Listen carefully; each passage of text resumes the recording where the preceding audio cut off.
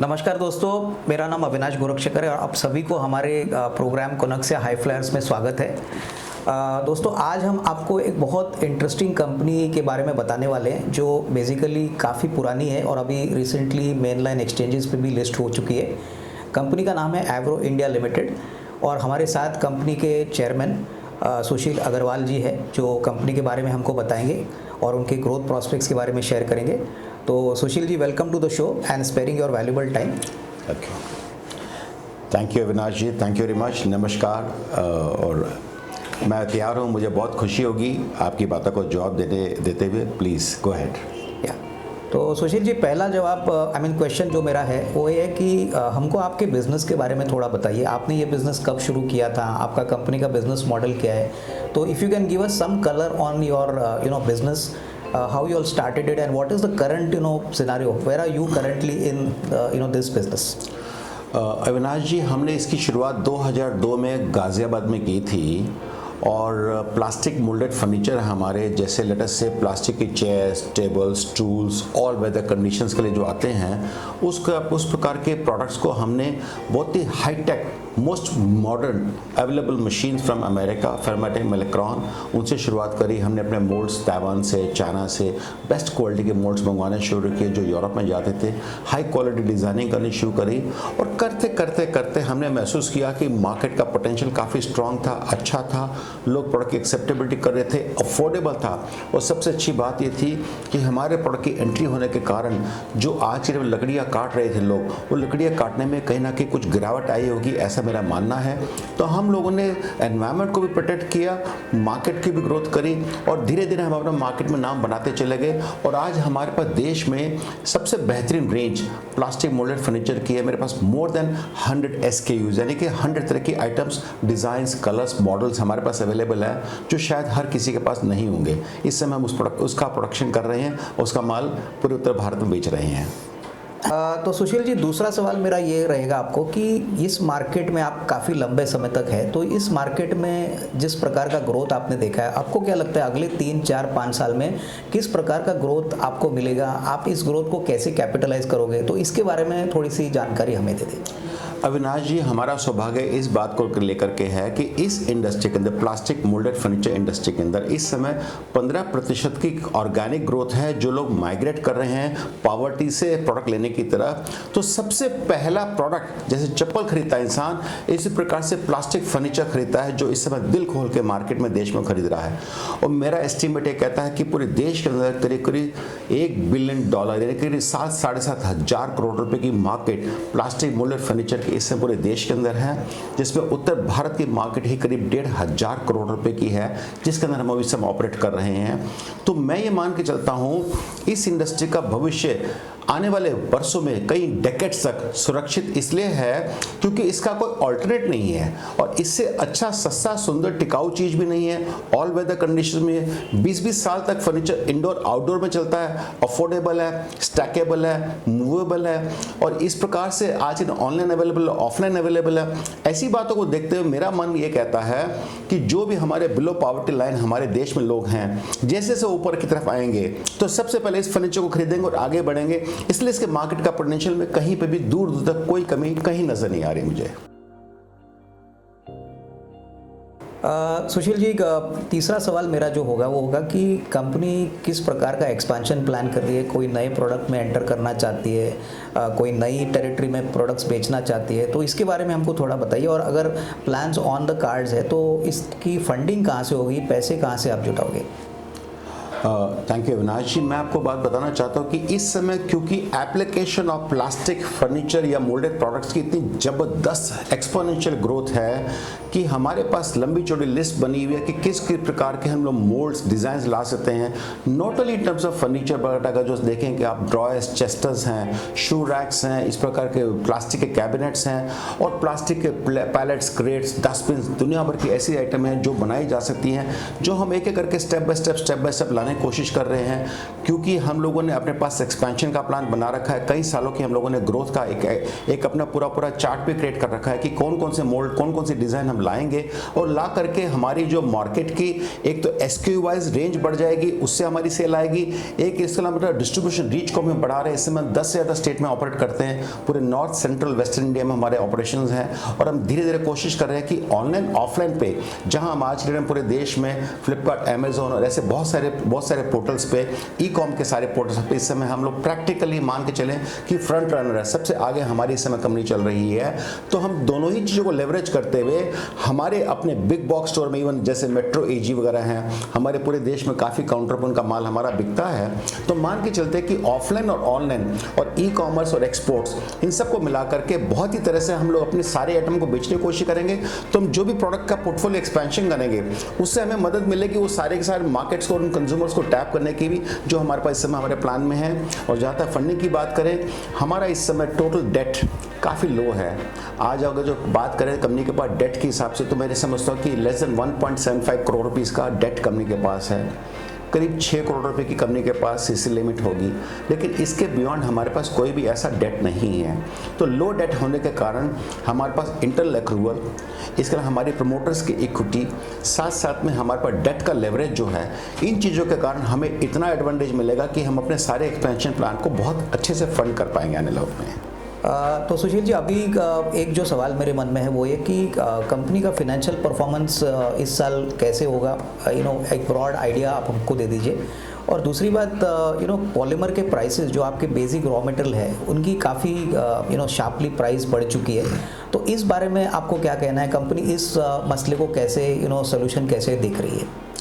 Thank you Avinash जी। जैसे मैंने आपको कहा था कि फॉर्चुनेटली कंपनी के प्रोडक्ट की एक्सेप्टेबिलिटी बहुत ही हाई है, क्योंकि कंपनी का इकल्ली कंपनी ऐसी शायद देश के अंदर होगी जिसके पास 28 से ज़्यादा डिज़ाइन रजिस्ट्रेशन है, बहुत ही यूनिक प्रोडक्ट्स हैं हमारे पास। तो आज के डेट में हमारे प्रोडक्ट की एक्सेप्टेबिलिटी अच्छी होने के कारण हमारी पिछले साल कोविड के बावजूद भी ग्रोथ दूसरे सालों से बेहतर है।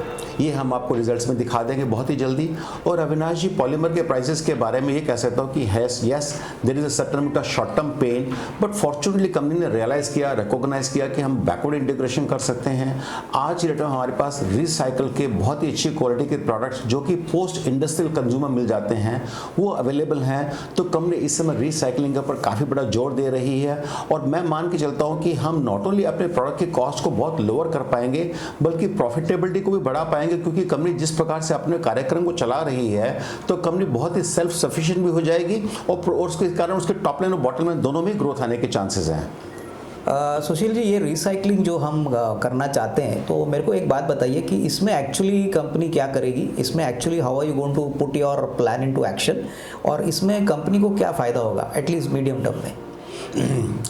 अविनाश जी, क्या होता है, रिसाइकलिंग के बारे में थोड़ा सा लोगों के दिल में भ्रांति भी होती है, कंफ्यूजन भी। हमको लगता है कि रिसाइकलिंग अब तो कंज्यूमर वेस्ट होगा, रोड वेस्ट होगा, गटर वेस्ट होगा। आई एम सो सॉरी, ऐसा नहीं होता है। जैसे आज की डेट में इंडस्ट्रियल, पोस्ट इंडस्ट्रियल यूज़ का, फॉर एग्जाम्पल हमारे पास दाना आता है रिलायंस इंडस्ट्री से, IOC से, बड़े बड़े कंपनियों से आता है। उसके बैग्स जो है वो पॉलीप्रोपिलीन के ही बनते हैं। वो बैग सारे के सारे ग्राइंड करके जब यूज़ किए जाएंगे तो वो 100% वर्जिन ग्रेड का मटेरियल ही होता है। हम ऐसे मटेरियल को अपने पास रिसाइकिल कर सकते हैं, जिसके कारण हमारी कॉस्ट ऑफ प्रोडक्शन जो है वो जबरदस्त तरीके से ड्रॉप हो जाएगी, क्योंकि उसकी अवेलेबिलिटी बहुत अच्छी है देश के अंदर, क्योंकि पॉलीमर की कंजप्शन काफ़ी बढ़ रही है, अवेलेबिलिटी भी है। लेकिन शायद इसकी रीयूजेबिलिटी हर इंडस्ट्री में नहीं है, लेकिन हमारे यहाँ रीयूजेबिलिटी है। इसका एडवांटेज हमको मिलता है कि आज हम मान के चलते कि 50% से ज़्यादा हमारा पॉलीमर के प्राइसेस के अंदर प्राइस डाउन आ जाने से हमारी कॉस्ट ऑफ प्रोडक्शन सस्ती हो जाएगी, जिससे कि कंपनी की बॉटम लाइन में भी इफेक्ट होगा, और कंपनी को अपने माल को एग्रेसिव प्राइस करके मार्केट में बेचने में भी आसानी रहेगी,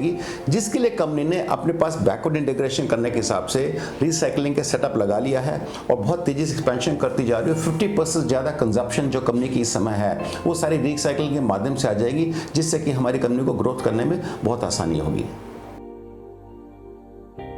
सुशील जी, हमको एक बात बताइए, आपका बिजनेस ज़्यादातर वर्किंग कैपिटल इंटेंसिव है, तो नॉर्मल कंडीशंस में वर्किंग कैपिटल का जो साइकिल होता है वो हमारी कंपनी के लिए कितना है? और अभी तो कोविड मोर और लेस ख़त्म हो चुका है, तो अभी आपको कोई इम्प्रूवमेंट दिख रहा है? और आप एक्चुअली ये बिज़नेस में लंबे समय से हो, तो नॉर्मली वर्किंग कैपिटल के ऊपर आपका क्या व्हाट आर योर थॉट्स? थोड़ी बहुत वर्किंग कैपिटल की रिक्वायरमेंट हमारी पिछले साल बढ़ी है, क्योंकि कोविड के टाइम में कुछ लोगों को, डिस्ट्रीब्यूटर्स को पेमेंट करने में थोड़ी परेशानी आ रही थी। बट आई एम एज्यूमिंग क्योंकि इस समय कोविड जा चुका है, सीज़न बहुत ज़बरदस्त शुरू हो चुका है, शादियाँ हो रही हैं, तो मैं मान के चलता हूँ उसकी रिकवरी बहुत फास्ट हो जाएगी, हम उसको रिकवर कर लेंगे। क्योंकि लेकिन आने वाले वक्त में, और सबसे अच्छी बात यह है हमारी कंपनी का inventory turnover level is very high versus the sales. अगर जो टोटल सेल वॉल्यूम को लगाएंगे आप या वैल्यू को लगाएंगे, उसके अगेंस्ट में हमारी इन्वेंट्री का जो लेवल है उसको देखेंगे तो 6 to 8 टाइम्स से ज़्यादा हमारी उसके अंदर टर्नओवर आ जाती है। तो इसलिए हमारे को उसका बड़ा चैलेंज नहीं है। और मैं मान के चलता हूँ कि क्योंकि इस समय मार्केट्स अपवर्ड हैं, फॉरवर्ड लुकिंग है, और आप समझ ही रहे, आप जान भी रहे हैं कि भी इस समय देश का इकोनॉमिक कंडीशन बहुत अच्छी बेटर होती जा रही हैं, तो मैं मान के चलता हूँ रिकवरी बहुत फास्ट हो जाएगी। हाँ, लेकिन ये जरूर है क्योंकि कंपनी अपनी सेल्स बढ़ा रही है, तो हो सकता है कि वर्किंग कैपिटल थोड़ी बहुत रिक्वायरमेंट बढ़ती रहे, लेकिन कहीं ना कहीं उसको स्टेबिलिटी आ जाए, उसमें कोई चैलेंज किसी प्रकार का भी नहीं है हमारे पास। सुशील जी, अभी हमको आप एक बात बताइए कि कोविड मोर और लेस ख़त्म हो चुका है और अभी काफ़ी मैन्युफैक्चरिंग कंपनीज वापस पटरी पे आई है, तो पोस्ट कोविड डिमांड आपके सेगमेंट में, प्रोडक्ट कंपनी के सेगमेंट में कैसी फेयर हो रही है? क्या आपने थोड़ी सी और तेज़ी देखी है या वॉल्यूम्स बढ़े हैं? तो इसके बारे में थोड़ा सा बताइए। Yes, it's been a very interesting year in a way, क्योंकि कोविड के बाद में ये समझ नहीं आता था कि बिजनेस कम होगा ज़्यादा होगा, और पेंट अप डिमांड भी बहुत ज़बरदस्त देखी गई है। बट फॉर्चुनेटली मैंने देखा कि कोविड के 2 या 3 महीने के लॉसेस के बावजूद भी कंपनी की परफॉर्मेंस सेल्स वाइज काफ़ी अच्छी ग्रोथ की तरफ रही है। और चूँकि इस समय इकोनॉमिक कंडीशन बहुत बेटर हो चुकी हैं, मैं मान के चलता हूँ Covid thing of the past है, और उसके कारण कंपनी ये मान के चलती है कि इस साल हम लोग बहुत ही एक्सपोनेंशियल ग्रोथ की तरफ बढ़ रहे हैं, और हम उसको कवर भी कर लेंगे, क्योंकि कंपनी ने अपने एसक्यू रेंज के साथ साथ डिस्ट्रीब्यूशन नेटवर्क भी बढ़ा दिया है, और कंपनी बहुत एग्रेसिव वे से अपनी मार्केटिंग को कर रही है, ऑफलाइन और ऑनलाइन। तो मैं मान के चलता हूं कि कोविड का इंपैक्ट आज मैं कहीं देख नहीं रहा हूं दूर दूर तक, बल्कि उसके कारण हम लोगों को ये एडवांटेज मिला क्योंकि हमारी कंपनी की स्टेबिलिटी बहुत स्ट्रांग थी। उसके कारण बल्कि जो छोटे कुछ प्लेयर्स थे जो शायद इंडस्ट्री में सस्टेन नहीं कर पाए, तो उन्होंने कहीं ना कहीं वैक्यूम क्रिएट कर दिया, वो जगह आज की डेट में हमको मिल रही है, उसका एडवांटेज हमको मिल रहा है। और क्योंकि हम पॉइज थे, हमारे पास नॉट ओनली एसक्यू था, डिस्ट्रीब्यूशन था, हमारी स्ट्रॉन्ग बैलेंस शीट थी, हमारे पास लो डेट था, हमारे पास एसक्यू सेल्स वगैरह ठीक ठाक अच्छी खासी थी, क्वालिटी बहुत अच्छी थी, प्राइस हमारे रीजनेबल थे। इन सब बातों को देखते हुए आज के डेट में हमारी कंपनी की ग्रोथ जो है वो काफ़ी अच्छी हो जाएगी, और होने की उम्मीद है, यह ऐसे मैं मान के चलता हूँ, उसकी हम उम्मीद करते हैं। सुशील जी, अभी मेरे को एक बात बताइए, एवरो एक बहुत काफ़ी वेल नोन ब्रांड है प्लास्टिक मोल्डेड फर्नीचर में, तो आपने बहुत अच्छा काम किया है कि एक कमोडिटी बिजनेस को आपने एक ब्रांडेड रूप दिया है जो काफ़ी अच्छी तरह से आज कस्टमर्स को टच पॉइंट करता है। तो आगे चल के इस ब्रांड को आप और कैसे मैग्नीफाई करोगे? क्या स्ट्रेटेजी मैनेजमेंट अभी प्लान कर रही है? तो इसके बारे में कुछ बताइए। अविनाश जी, फॉर्चुनेटली हमारे पास एडवांटेज क्या हुआ, क्योंकि हम बहुत 20 साल पुरानी कंपनी थी, एज यूजुअल हमारे बारे में लोग जानते थे। फिर धीरे धीरे हम लोगों ने जिस प्रकार से ऑनलाइन स्पेस के अंदर बहुत ही बड़ी लीडरशिप ले ली है आज की डेट में, तो हर समय जब भी कोई गूगल पे चेक करता है या कहीं पे प्लास्टिक फर्नीचर चेक करेगा तो हमारा नाम सबसे पहले उभर के आता है, क्योंकि हम सोशल मीडिया पे, डिजिटल मीडिया पे, एसईओ के अंदर बहुत ही ज़बरदस्त काम कर रहे हैं। इसके साथ साथ में ब्रांडिंग पॉइंट ऑफ व्यू से देखा जाए तो आज हमारे जो टच पॉइंट है, डीलर, डिस्ट्रीब्यूटर, रिटेलर्स, उनके हमारे रोड शोज होते हैं हर साल, हर जगह, प्रैक्टिकली बहुत सारी जगह होते हैं हमारे काम। तो उसके कारण ट्रेड को हम लोगों ने बहुत ही अच्छे से प्राइम कर रखा है, और चैनल हमको बहुत अच्छे से पहचानता। करीब 20,000 डीलर्स हमारे टच में डे इन एंड आउट रहते हैं। लेकिन इसके साथ साथ में हम अभी ब्रांडिंग की तरफ बहुत अच्छे से बढ़ रहे हैं, not only digital but ATL और बीटीएल दोनों तरह की ब्रांडिंग हम करके मार्केट के अंदर, जैसा आपने सही कहा कि कमोडिटी थी, लेकिन कमोडिटी को ब्रांड का नाम दे करके हम आने वाले वक्त में उसकी value creation in terms of the profitability as well the sale volume growth, दोनों चीज़ों को लेके जाने की कोशिश करेंगे। इसी की तरफ इवन प्रोडक्ट लीडरशिप, ये सारी चीज़ों का कॉम्बिनेशन करते हुए मैं मान के चलता हूँ कि आने वाले वक्त में बहुत ही अच्छा काम हम आपको करके दिखा पाएंगे।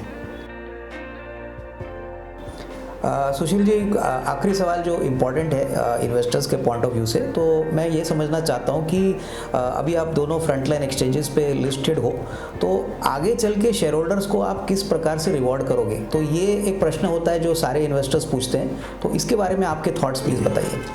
मैं समझता हूँ कि आज अगर देश की देश के अंदर मैन्युफैक्चरिंग एबिलिटी को देखा जाए तो टॉप लीडरशिप पोजीशन के अंदर 3 या 4 ब्रांड्स आते हैं जो आप सब जानते हैं कि इस समय कौन कौन हैं, लेकिन उसके बाद में इस समय सबसे पहला नाम हमारा आ रहा है।